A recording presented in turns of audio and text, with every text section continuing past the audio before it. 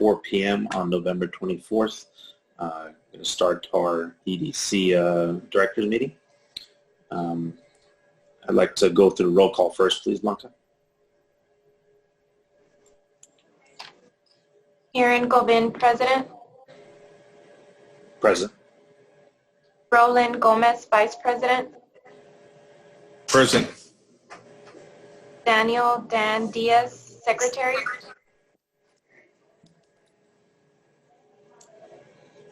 Aaron Ronnie Rivera, Treasurer. Present. Veronica Gonzalez, Director. Sabrina Walker Hernandez, Director. Present. Raul Resendez, Director. Present. And we have quorum. Excellent. And if you could certify public notice as well, please, Blanca. Yes, notice was posted in accordance with the Texas Open Meetings Act on November 20th at 11:05 a.m. Excellent. Did we have anybody who called in or registered for public comments? We did not receive a request for public comment. Okay. I see some extra people on the call here. Does anybody who's joining our call would like to make any public comments at this time? Nope. We'll close public comments. Moving on to our regular agenda items. Agenda item A, consider the approval of the minutes for the board meeting on October 27th and November 5th of 2020. If everyone has had a chance to review those minutes, I'll entertain a motion.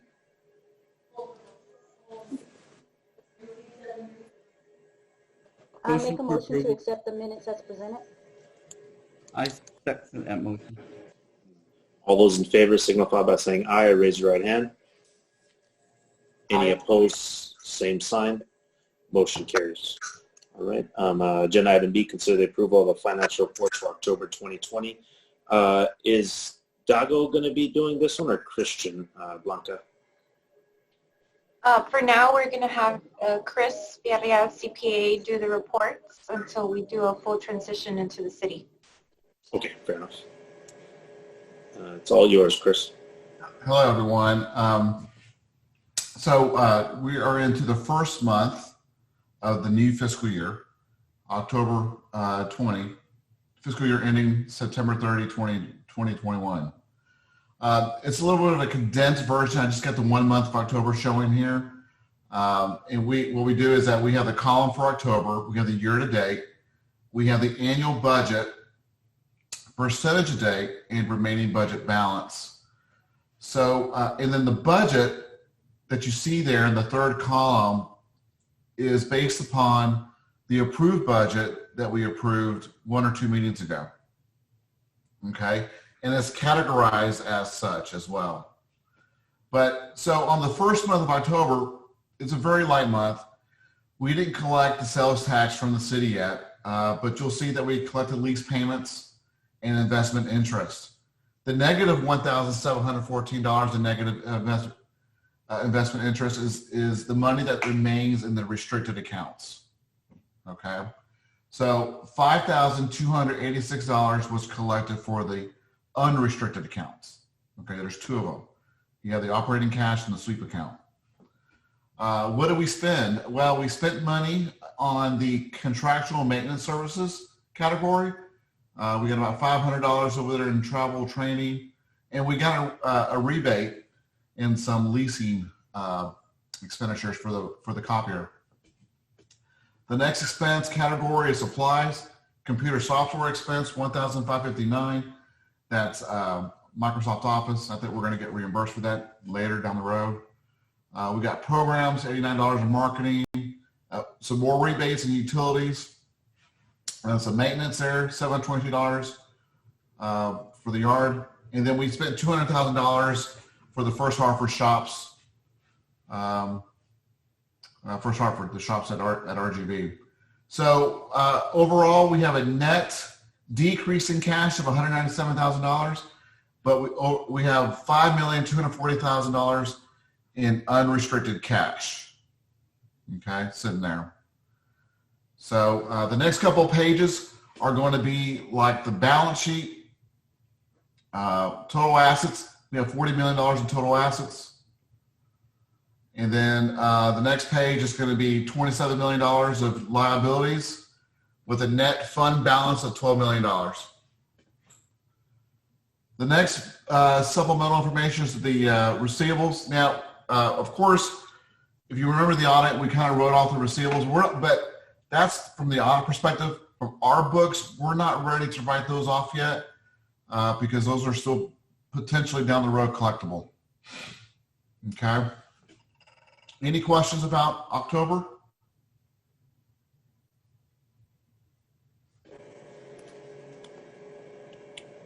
Anybody? Nope. All right. I'll thank you. Thank you. Christian. Wait, did you have anything else to add, Chris? No, not for October. Okay. But other than, just the main highlight that we haven't collected the sales tax revenue yet. And we'll probably collect both months next. Hopefully, it's already Thanksgiving, so hopefully we'll collect it before the end of the month. Okay. Sounds good. If there are no other questions for Chris, I'll entertain a motion.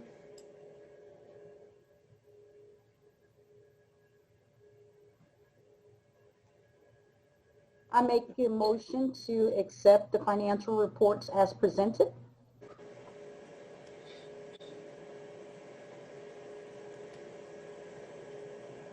Second. All those in favor signify by saying aye, or please raise your right hand. Any opposed, same sign. Motion carries. Thank you. Right. Bye-bye. Moving on to, thank you, Chris. I appreciate your time. Bye-bye. Moving on to agenda item C, discussion and possible action of the EDC incentive application. I don't know if Brian or Blanca wants to start off on this one, or Ron even, I'm not sure. Yeah, let me invite Ron to, I don't know if Ron's got any comments to start out here before I launch into this, but let me pause here to see if he does. Why don't you go first, Brian? I'll add a couple of things, but once you frame it first. Okay, so by way of kind of introducing this item, this is going to be a new approach to how we deal with applications for incentives and the policy around them.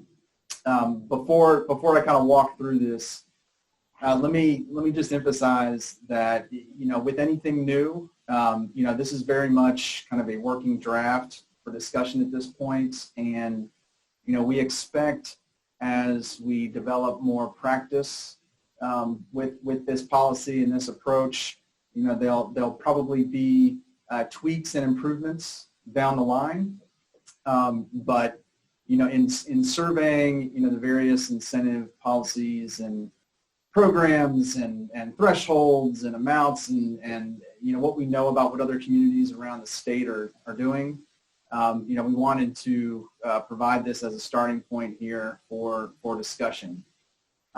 So again, this is going to be our first look at it. We expect this to be tweaked along the way, but we feel like we've got a pretty strong kind of opening statement here. So Ron, do you want to add anything to that? So yeah, I know staff spent a lot of time looking at a lot of other cities, and we saw where there was some cities that had 2 pages. We saw some cities that had 50 pages, and that's, and looking at that, I think we kind of took the best of all those worlds and what meets, our needs right now. I did ask staff, just from a functional standpoint, to take the policy and actually integrate the policy into the application so that it's kind of one piece of document that anybody interested in an incentive basically has the policy. And, just from a staff perspective, I'll share that it's always more straightforward when the application or the policy gives you a very clear-cut framework for your decision. In other words, you want it to kind of, I guess the best way I can think about this is like an employment application. Of an employment application, if you set a job description for, requires bachelor's degree and 5 years experience, well, the way people and individuals and applicants fill out employment applications, it's kind of a self-selecting process. So by the time you screen those and make a decision, it's already gone a lot of the ways for you. And it's my opinion that we should develop the policy in a way that by the time, because obviously this would come through staff would gather the facts, getting ready to present to the EDC board, but I think it needs to be designed in a way that staff would have a good recommendation by that point, because we really don't like when it's open-ended and we pose the governing body, okay guys, now you make a decision, but and then it's kind of booted around a lot. We'd rather do it in a way to where it's a little bit cleaner, it has parameters, and then staff could make good decisions like, this is a recommendation, that we are in favor of because of this, or not in favor of this because, some certain thing. But it really does help you when come time to this deciding factor of should you approve this or not. It really boils back down to the policy.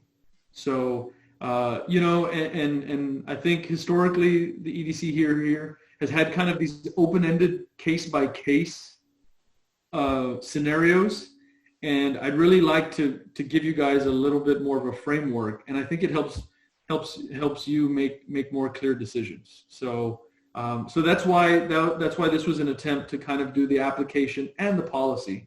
And quite honestly, in most cases, the more complex you make it, the more hard it is to follow. So I think we have to maybe start, from a streamlined version. And then again, just like Brian said, I think we're going to find this is an organic process over time, but definitely something we need to start, and also something we need to be very transparent about. And once it's approved by the EDC board, this application has to be very accessible on the website, and just say, okay, if you're interested, these are the parameters. So anyway, those are my 2 cents on that. But so philosophically, I don't know, Hiran, how you'd like to do this, but we kind of built things in, and if you just go section by section, that might be a good way to pull perspective.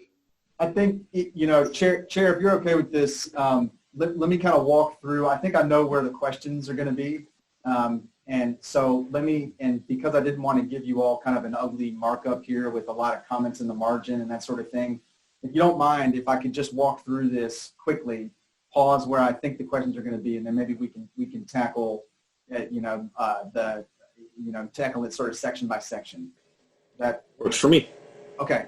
So Blanca, if you don't mind, I'm going to share my screen.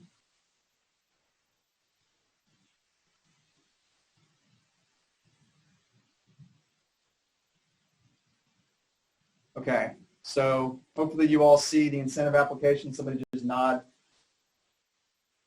Okay.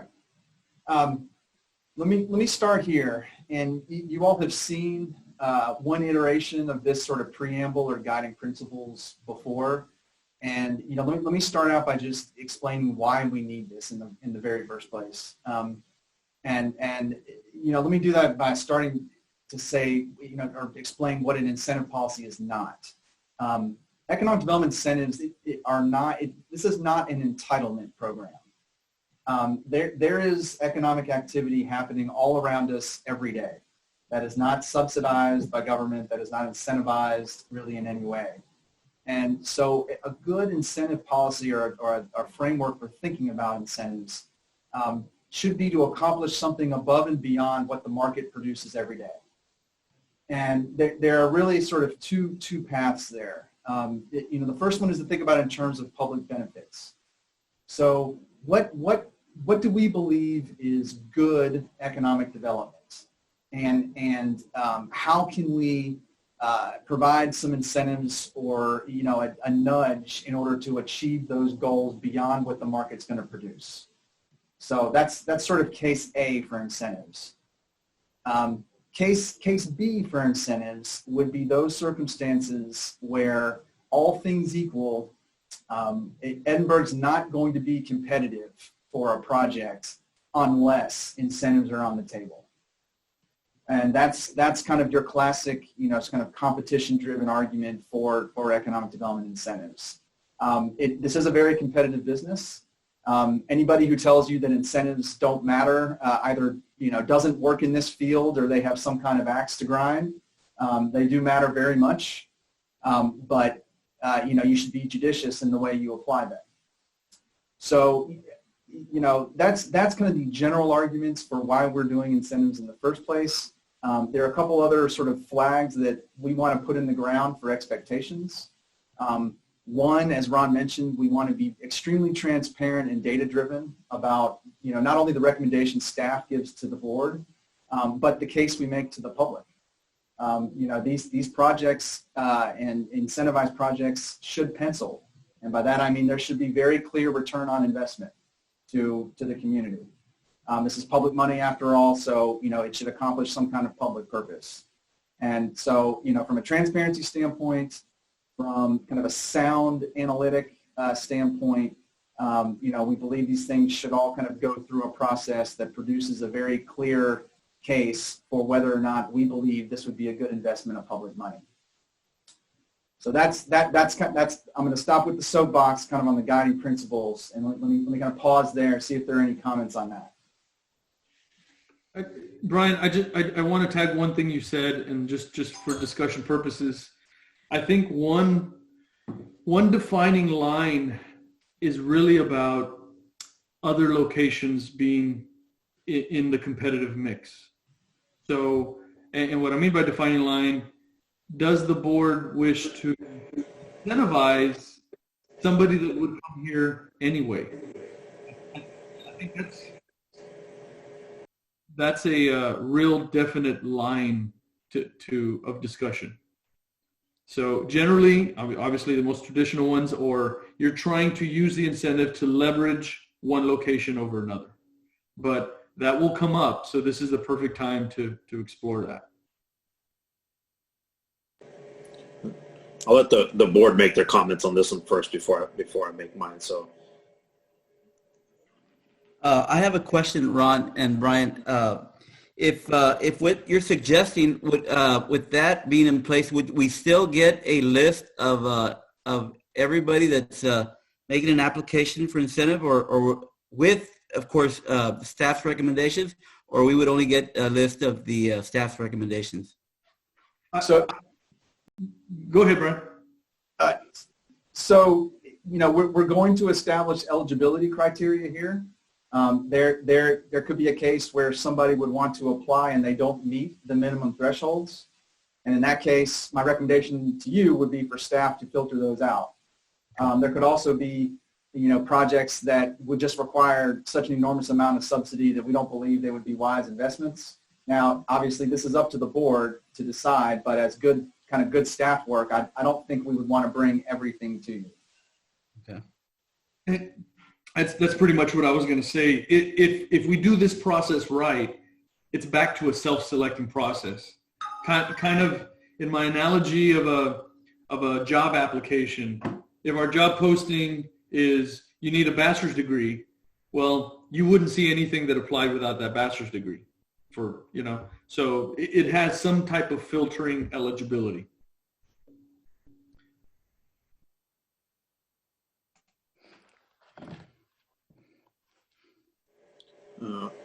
So, Raul, you accidentally flipped around your camera there. I think you were trying to unmute yourself.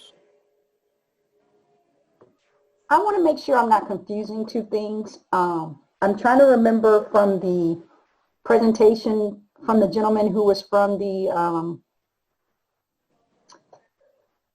Carlton Schwab from... Yes. Didn't he mention something about incentives, or am I confusing two things? No, he did, and I will get to that here in a little while. We'll talk about that's what popped up in my mind. So, on these guiding principles, a few things that I have comments on are the first one for living wage and full-time benefits. So I understand that for full-time employees that the salary should be X amount, but one main draw to a lot of businesses to the Valley is that our labor is cheaper. Cost of living is cheaper. Like even DHR, they're at $11, I believe, is their lowest employee there. You know, they're a multi-billion-dollar company. So I don't think we should really, like, I understand that we're trying to create as many, you know, high-paying jobs as possible, but we shouldn't filter out just, if they're going to create 75 jobs and, you know, majority of them are at $9 or $10, I don't think we should discount that off the bat just because maybe we do a quantity quality variable kind of thing, you know, something like that. Yeah, so we agree, and I think when we get down to the section about how this would actually work in practice, I think that'll kind of clear that up, how that would work. Perfect. And then on the public review side, I got a little bit of not issue with that, but I understand we need to discuss everything in open, etc. But having public comments, because this board is pretty, I think, represents the city pretty well, and then from here, our approval would go to the city council with elected officials, and then get approved subsequently. So I think those layers are more than enough. I think public comments opens up a can of worms with, I don't know, I hate to say it this way, but a lot of people have personal grudges and they may want to bring things in against people that they don't like, stuff like that. But I would caution against that. And then I like the clawbacks, except for we need to have them on multi-year deals also. I know some of the stuff we have staged over like 5 years, 7 years, things like that. So we should actually have the clawbacks on those as well. Anybody else have any comments on the guiding principles, or Brian, Ron, if y'all want to add to any of that?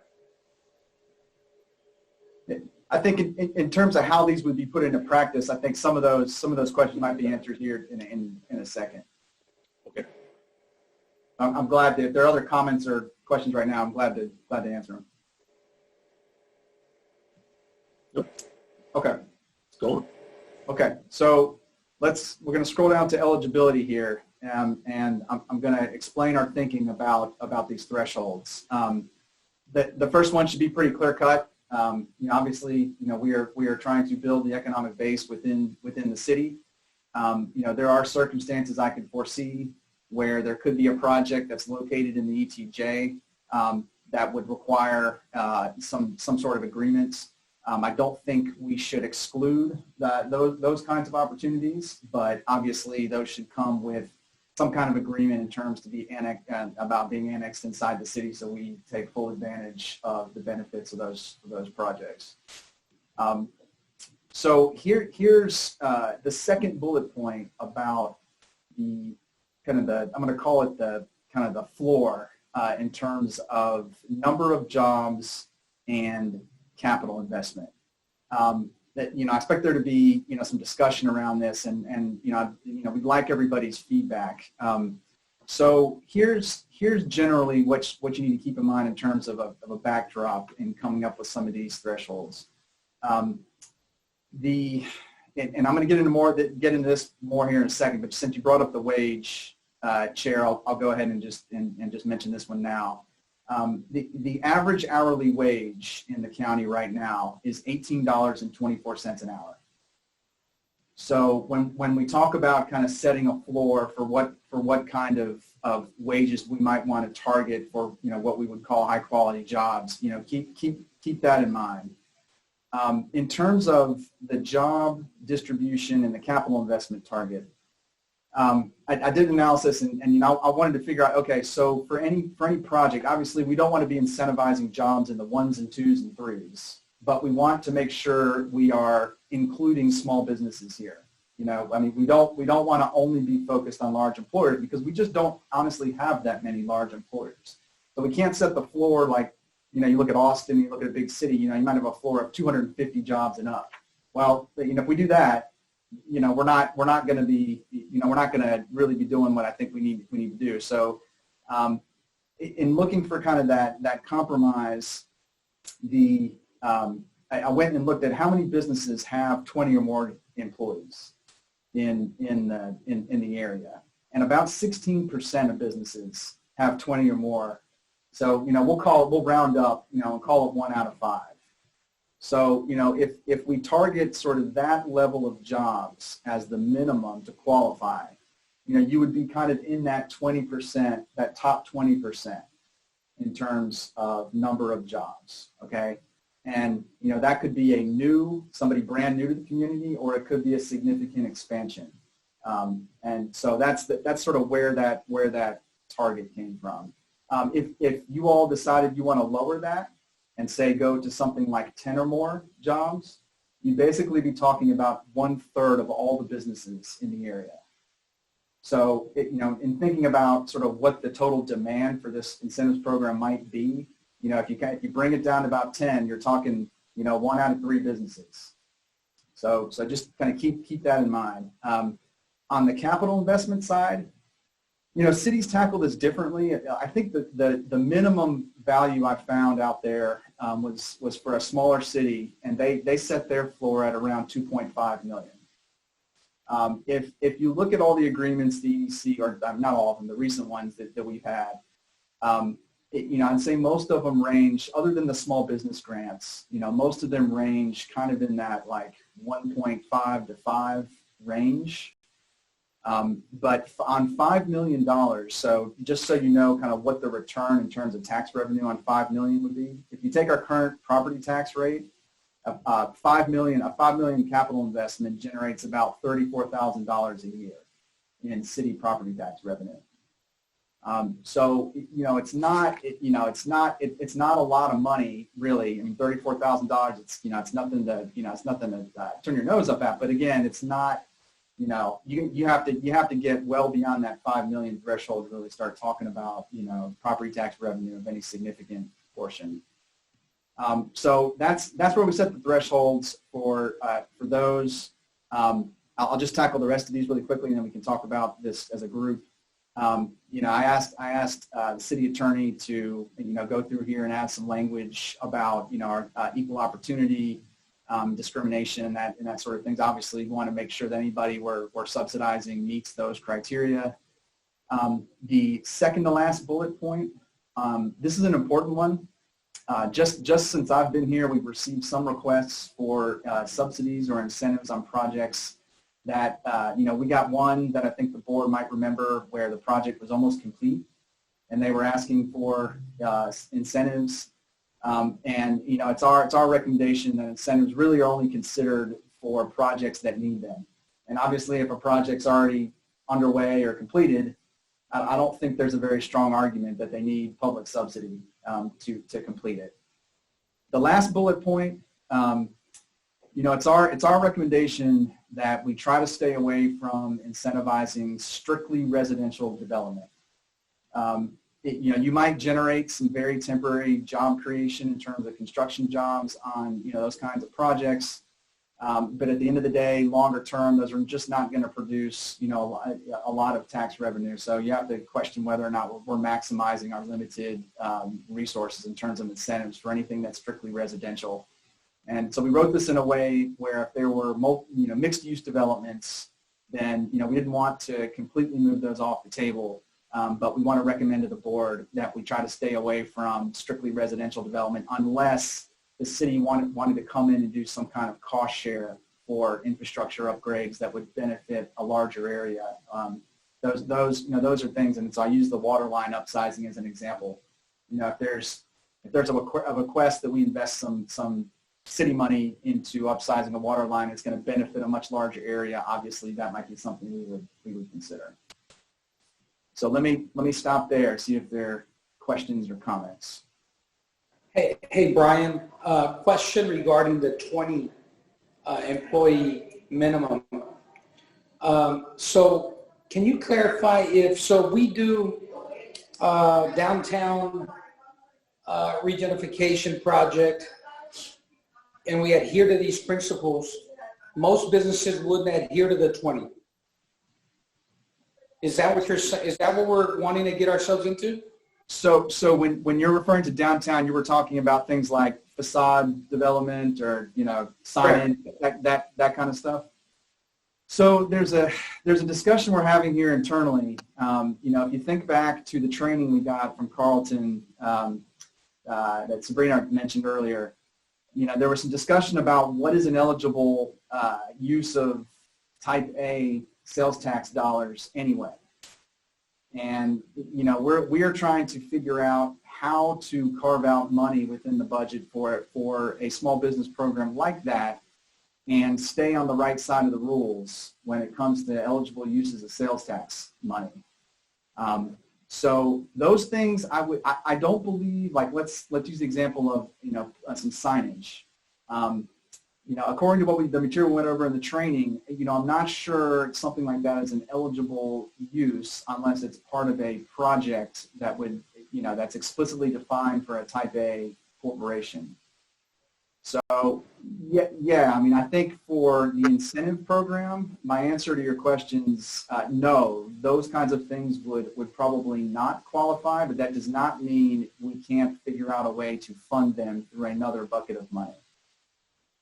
Okay, because that's going to probably propose and bring up a lot of questions. One of the biggest things I've gotten from the community is our perceived lack of focus in the current small business that's currently here. Our ability to help them or incentivize them. We do the big ones, we do the Bert Ogdens, and we do the Santanas, and we do these folks.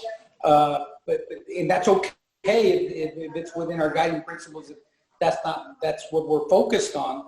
And I'm glad you put these documents together because I think there's a lot of questions. But I believe we're going to get some pushback in the community when we start limiting our business community and if they're at 21 versus 18, or we're going to get into the weeds. Secondly, do we have data? I believe we have a little over 500 businesses in the Chamber of Commerce. Of those 500, if that's a good number, how many would even qualify for this? I can't speak to just the Chamber list. And so I don't know. If it reflects the economy as a whole, it's that 16% number. So, one out of 5 roughly would have 20 or more jobs. Yeah. Okay. Raul, your camera's turned back again. Still. And I kind of have a little bit of I understand, the rules and things like that. And I guess mine would be the same thing, the 20 jobs, $5 million investment, or, creating also like another qualifier that had the matrix of quantity, quality, investment. So let's say invested $3 million, but 40 jobs at $10 an hour, creating, I know we're trying to create more or less ambiguity, but something that has like a whole amount invested. I'm not sure if I'm getting my point across there. Yeah, Harry, it's, I guess at the end of the day, we want to look and see who are we targeting? Are we targeting big businesses that want to do business set up here in the city of Edinburg and do business, or are we targeting, the smaller businesses, the mom and pops, small restaurant chains, stuff like that? I think it's clear on this incentive, the way it's written and proposed, that I think we're leaning more towards that big business. And as Brian said, only 16% of the businesses in the city of Edinburg have more than 20 employees. I think with this incentive, we could potentially be able to bring in some more businesses with more employees. Something to keep in mind also, generally, we could develop a small business program that is technically not an incentive. I guess you can consider it incentive, but but there's other, for example, EDCs quite frequently do like a small business facade program. That's a little bit different. So, just because maybe the target is not small business incentive, we can still develop programs. Or you can quite honestly just do a tier to say there's a certain threshold for small businesses that can exceed a certain amount. So, well, and don't we have some of those small incentive programs available today? Like if they want to renovate their sign, or if they want to, do some type of, painting outside or things like that? Well, quite honestly, it was the previous EDC strategy was just kind of case by case. So there was no real. So I think foundationally, what we're proposing is, let's get the incentive, the true incentive policy, and then anybody that we may have left out, let's develop programs for that. And also keep in mind that what the mission of a Type A corporation is supposed to be by statute. I mean, when it comes to projects, Type A corporations are supposed to be focusing on export-oriented businesses. So selling goods and services outside of the area, bringing new money in. And this is not a comment to say one's more important than the other. Any good economic development program has a very strong small business function to it. But we are a Type A corporation with very limited Type B ability. And so, any export-oriented company who's selling goods or services outside the community, it is on average going to exceed that 20 job threshold. And the other thing I want to say is Ron's point about the small business program is good. Just remember what the eligible uses of our sales tax revenue are. And if you think we can go back to that training and kind of think through what Carlton told us. And retail is a great example. By statute, retail is not an eligible use of sales tax revenue for Type A corporations. So if that's a goal of the organization, if that's an important program, we need to find other mechanisms or other funding streams in order to do that. I wonder if we could set up some type of special, when we're setting up the budget, some type of special programs for these incentives for downtown enhancements. I think that if we have a vibrant downtown, like we've been talking about in the past too, where we can help some of these small businesses in the downtown area, make them look good, then that in itself will attract or help us attract big businesses. But if we've got a downtown that looks poor and that looks that there's nothing going on, then I kind of think that some businesses would shy away from wanting to come in. It all works together, I think, and I think that that's something that I'm with Raul in not forgetting the small businesses and make them comfortable, make them be profitable, and I think that would help in the long run with attracting bigger businesses. Mr. Rivera, that's kind of what we were alluding to. We figured that within the standards of compliance that we can do, that would be a finite program that we design. So we were seeing that as kind of the second step. Okay. And Mr. President, just for your knowledge, in our process that we do EDC and then take it to City Council, we actually have City Council next week. On this item, we kind of parked it because we anticipated that tonight, unless you're completely ready, but what we anticipated is that there would be some discussion, some comments. We would probably go back, make some revisions and tweaks, and then probably next month or the next time we meet, present the final version for consideration. We can do it any way you want, but we figured this is such a vital part that it may take a good, healthy discussion, digest it a bit, give us some comments. We can tweak some options from that and then re-present it. So this is. Hey Ron, does some of that communication include, I guess, a rebranding of EDC in terms of letting the public and letting the community and letting those outside of the community realize who we actually are based on legislation and things of that nature? Absolutely. It's and that's why we use the word transparent, but it's kind of setting that standard. And the more open we are about that and professional, I think hopefully the result is attracting a higher tier of business. And if I may just interject briefly, this is Omar Ochoa, the attorney. Regarding, specific programs like downtown businesses or other small business programs, even if the EDC itself is potentially precluded, right, based off of the restrictions for Type A monies, that doesn't preclude the EDC board from making some kind of a recommendation to City Council to use city money for a specific type of program. And I think that was one of the goals of the restructuring of the EDC in general, was to have a closer relationship between the city and EDC. And I agree with you, Omar, on that. And I think that we need to start scheduling some type of workshops with the city commission, to where we can discuss certain things that we want to plan and start working towards. Because I think that's a very good point that you make with regards to making those recommendations to the city on its own. So if everybody's okay with it, let me just scroll down and talk about the the individual programs, that how we would implement these criteria, and then we can come back and talk about how these things work together.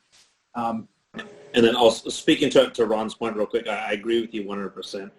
Getting the discussion today, and then also if we could reach out to Veronica and Dan to get their comments, and then come back on the next meeting with a different refined version would be great too. Sorry, Brian, to cut you off. Go ahead. No. Absolutely. I'm gonna skip over the application process for the moment. Most of this is pretty straightforward. There's on the fillable form, the application form, most of this was carried over from the previous project information form. There's just certain information we need, staff, to be able to make a good recommendation to the board and to city council. So, for people who, for large companies that do competitive sites all the time, like they're used to this sort of thing. For smaller companies, small businesses, who might want to apply, there's going to be plenty of technical assistance for them available. Staff obviously is here to help. And then as we wrote in the form, we've got UTRGV under their technical assistance contract to assist with this too. But most of this is pretty standard. This is where I wanted to get to. In thinking about the different kinds of incentives we can offer, there's kind of the traditional things, and then there are things that I think would sort of set us apart and be a little more innovative, at least compared to some of the other cities in the valley, and then also around Texas. One is how we would implement this kind of incentive for quality jobs. And so, one thing we wanted to propose was a job grant. And the way this would work, would be, Chair, much like you described, where, if there was a company that had, 25 jobs, say, and, 15 of them were, above $15 an hour and 10 were below, we would want to work with them on potential projects and not just exclude them, because not every employee hit that threshold, right? And so by structuring it this way, we can incentivize projects in the amount of, different kind of criteria here based on just those jobs that meet whatever policy goal we're trying to achieve. So here, the way we've sort of structured this as a starting point is, we would offer an incentive of $500 per qualified job. So what does a qualified job mean? Well, that would be a job that's full-time with benefits paying $15 or more an hour. How we landed on that 15, let me bring up another, here, let me get to the rest of this and then I'll bring that up. There's a living wage calculation that sort of by family type, which I can show you here in a second, that can explain how we kind of landed on 15. Other things that we thought might be good, to look at higher levels of incentives here. We could bump this up to $750 if that job was filled by a veteran, a disabled worker, somebody living below the poverty line or experiencing some other barrier to employment. So really rewarding those companies who, really intentionally try to fill jobs with people who are experiencing barriers to employment. And then finally, at a higher tier, at $1,000 per qualified job, workforce development is so crucial to what we do that, we want to try to get more companies involved in helping people reach those post-secondary educational levels.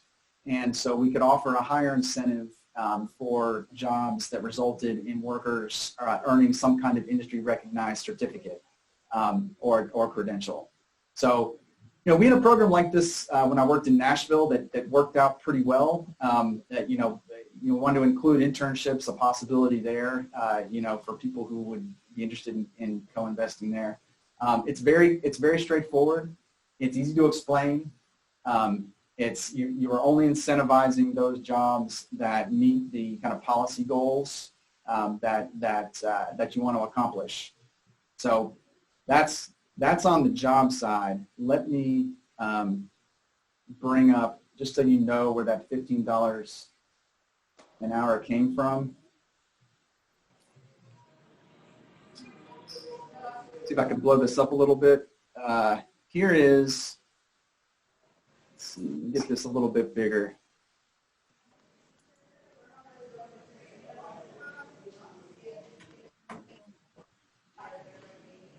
Here are estimates for living wages in the county, kind of by family type, compared to the minimum wage. So the minimum wage here is $7.25 an hour.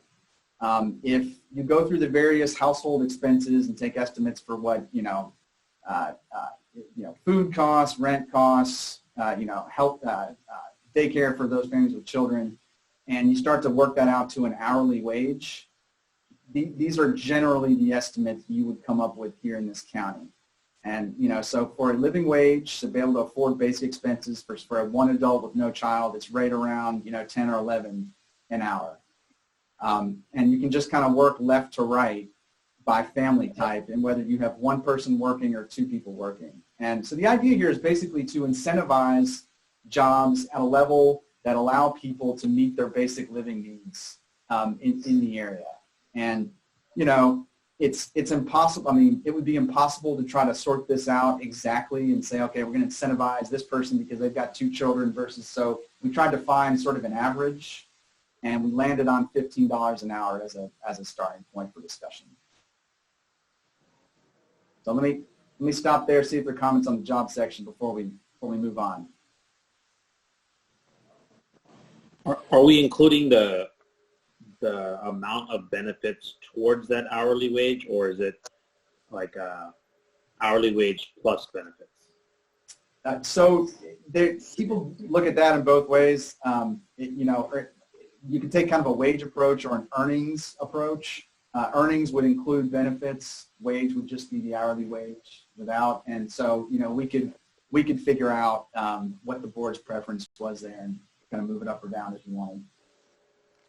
I think earnings would be better because I feel like so few people offer health insurance and benefits, stuff like that. So it kind of incentivizes businesses to offer them, from the jump. What do you all think of the kind of the tiers here in terms of trying to incentivize hiring, different kinds of people for jobs? I think it's great, in my opinion. And I really like the sponsoring for training. I think that'll be a winner for sure. Hey, Brian, and that would be conditional on keeping them at that wage as well, correct? Yeah, so that's a good question. And again, it's kind of all over the place in terms of how people structure these. And so the way we wrote this was, they may be, if you look at that first sentence, may be offered on a one-time basis for a set period of time. So, the way this would work is, you enter into the contract with these estimates in there, and then at the end of 12 months, typically at the end of 12 months, you would basically ask for a payroll report, and much like we do with some of the incentive agreements now. And they would have to show us, document, how many jobs were filled by these criteria, and depending on what we wanted to offer, what the board was comfortable with, it could be for a set, like we did some in Nashville that were 3 to 5 years. We did others that were just one time. It really just depends on the project on kind of case-to-case basis.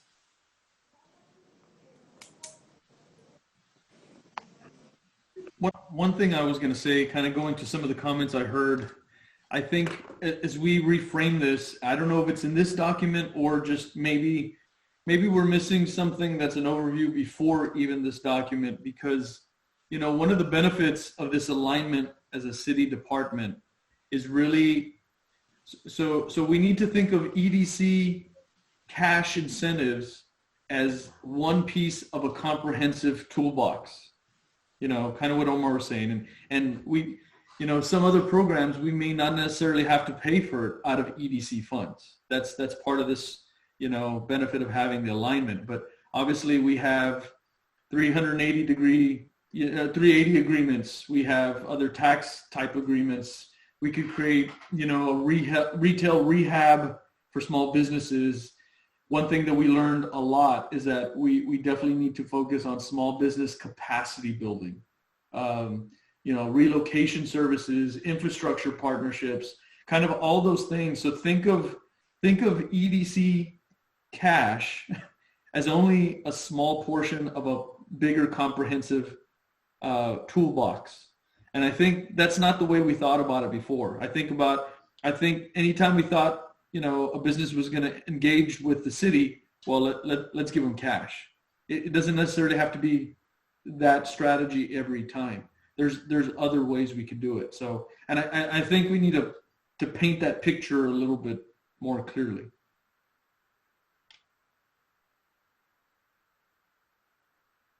Ron, to your point here, the next, and I don't want to cut off discussion, we can go back to that, but just to round out that picture here, because you framed it that way. The other two areas, or 2+ areas, I guess, where we are going to get incentive requests. One is tax refunds, and so obviously tax refunds. This is not an EDC activity. This is something that would be done on the city side through a 380 agreement. But we do want alignment where we don't want the city to get into a discussion of incentivizing something that obviously the EDC board didn't have any input on, right? So we're trying to kind of frame this as a comprehensive approach here. So tax refunds, again, on a one-time basis or a set period of time, that met all the audit requirements and justification for it. But in terms of thresholds, typically, I think, sharing in new tax revenue on a one-to-one basis, or say a 50%, is a pretty good starting point for negotiations with people. A lot of cities will start to bump that up as the project gets larger. For example, the Tesla expansion into Texas, you're going to see property tax abatement and refund agreements that are well beyond that 50% threshold. But for projects here that were, say, we had a very large employer or a very large expansion of 500 more jobs, we could set the criteria here that we might consider refunds up to 80%. And again, this is the property tax refunds or sales tax refunds. We can do either one through a Chapter 380 agreement. So that's what we're proposing on the tax refund side. The other two areas, just to wrap this up, infrastructure. We talked about this on the kind of the residential development discussion. There certainly will be instances where the EDC and/or city might participate in infrastructure costs. There's no real way to set kind of a quantitative threshold to this. I think we just want to ask people to justify the request and be very clear about what the community can expect in terms of return on investment. So that's why this one, Chair, you mentioned kind of kind of the qualitative versus the quantitative. This is where some of that more kind of qualitative information would come in about requesting infrastructure investments. There are, because we kind of combine the policy and the application, there are other programs that might be relevant. The Freeport exemption could be one. Enterprise projects could be another, but those are state programs. Obviously, there's a local component to them, but those are programs that are going to be available through the state, and it's not really a question of whether or not we would need to kind of incentivize those areas locally because it's already a state program. But if there are other things that applicants might want to request as part of a project, obviously we want to leave room for some flexibility here. So let me stop there. I'm going to scroll this back up to the jobs, see if there's any questions or comments. I think this is a great template to start with, and at least we have a foundation now. And then, of course, like you guys are saying, it's going to be organic, and some of it may turn out to be, we don't need it, and we can adjust it and grow it and keep it a living document. And as more incentives and things like that come in, our requests come in, we can, adjust and tailor make, as the days go on. But I think it's a great start for sure.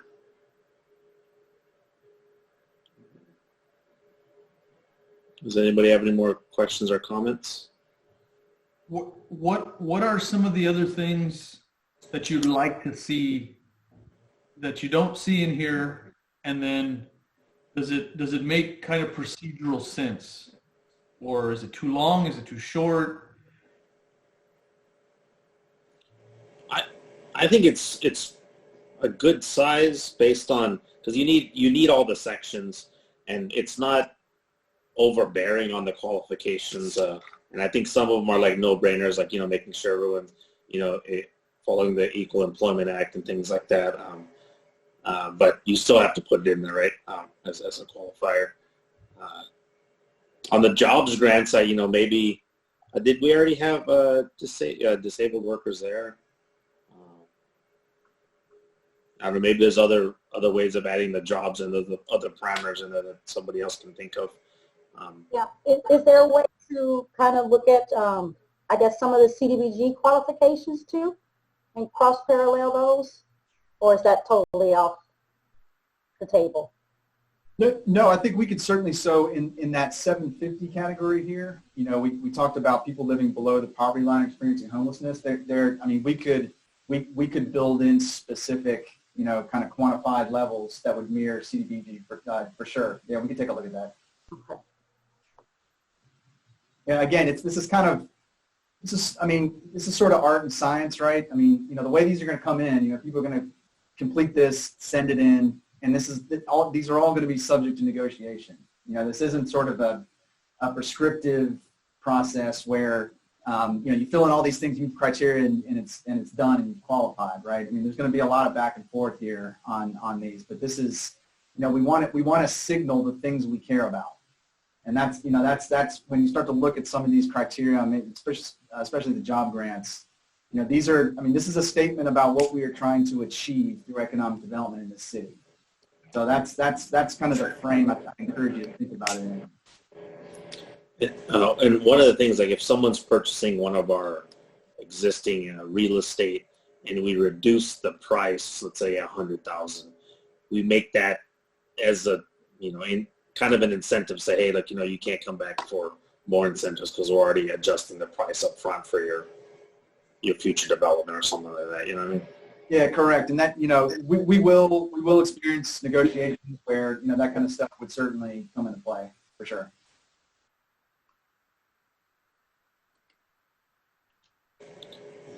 I think if y'all could reach out to Dan and Veronica too to make sure we get their comments, because I want to make sure that everyone. I'm sure.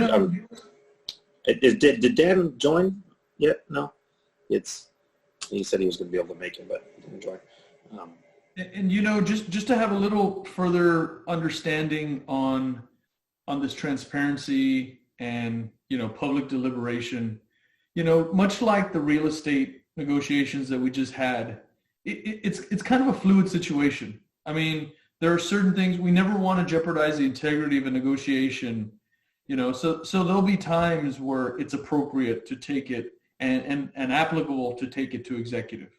But again, just like the real estate, there was times that had to be done. But when final actions were done and all that, it was done openly. It's on record, and that really does portray a good story. So just in that language there, just for practical purposes, know that not 100% of the conversations are applicable to be out, in the public forum. When it's negotiation based, it's more than allowable to take to executive. So it's kind of a fluid situation. Yeah, I believe we should be transparent. I was thinking more like, hey, if we're going to allow public comments like at city council and here like say, oh no, I don't want this near my house because of some, things of those natures. Sure. Yeah. All right. So then, let me ask one last question. The format of kind of integrating policy with the actual application, are we on target with that, or would you like two separate things? Is there any thoughts to that? I like it like this, but I don't know if anybody else has any. I think it streamlines it and makes it easier, especially for staff.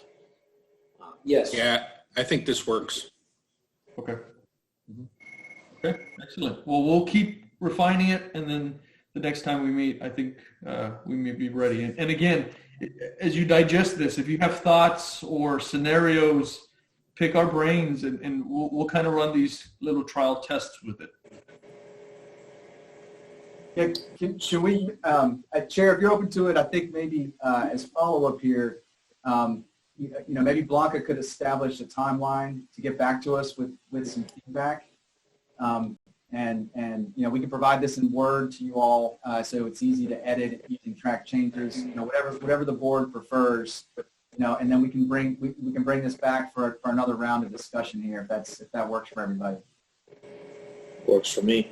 What if we say till like next Friday, if everyone can turn in their comments? So I know this week's Thanksgiving.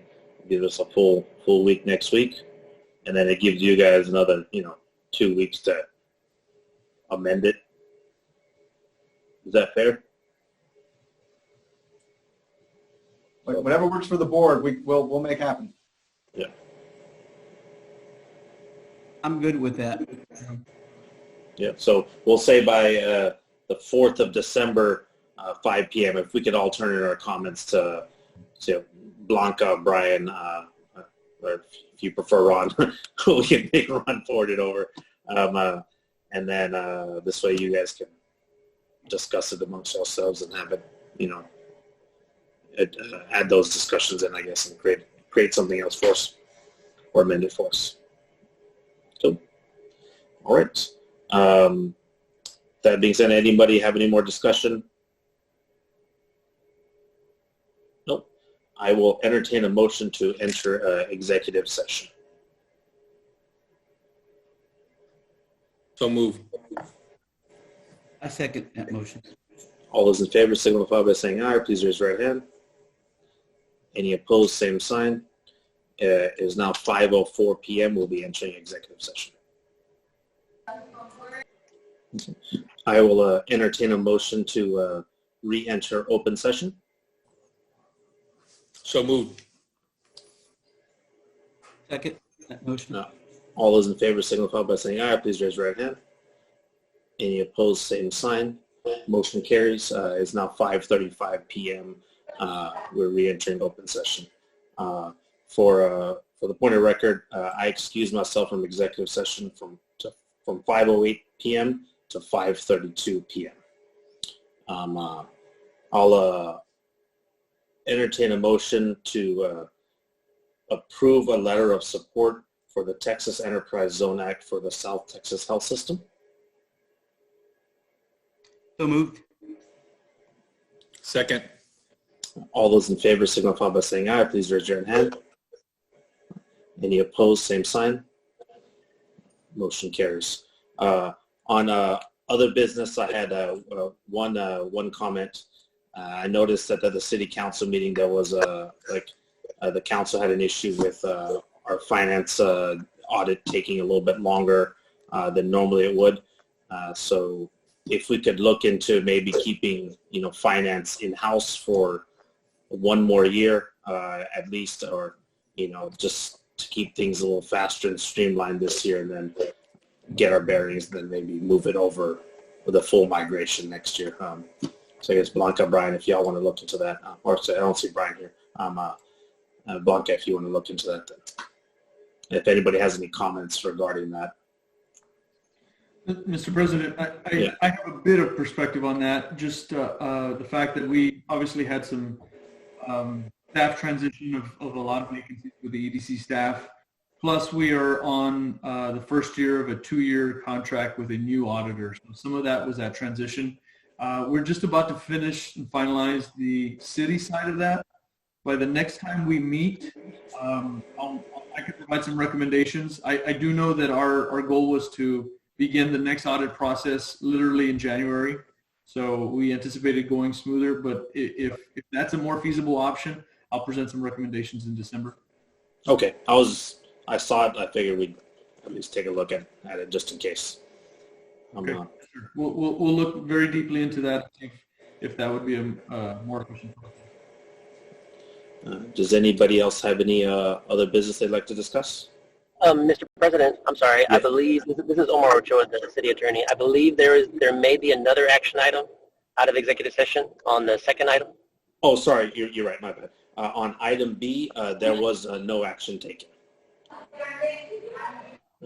for executive session. Roland? Yeah, we were just like staff to continue following through with the businesses with Mr. Hanna. I second that motion, Roland.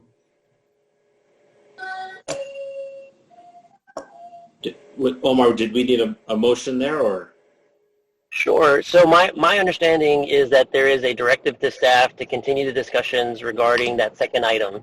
Okay, if the board would like to make that into a motion so that it's clear for the record, you're welcome to do so. So then I'll hand it over to Roland for agenda item B from the executive session. Sure. Can I entertain a motion? Motion is to recommend staff to continue conversations with Mr. Damon regarding conversation in executive session. I'll second. Second. All in favor signify by raising your right hand. All opposed, same sign. One abstention. One abstention. Motion carries. All right. With that being said, if there's no other discussion or further discussion, I'd like to entertain a motion for adjournment. So moved. Second. All those in favor signify by saying aye. Please raise your right hand. Any opposed, same sign. Motion carries. Thank you, everyone. Hope you have a happy Thanksgiving and a safe Thanksgiving. If you're traveling, be safe. Be very safe. You guys Thank you. Thank you, everyone. Take care. Happy Thanksgiving. Happy Thanksgiving, everyone. Be safe.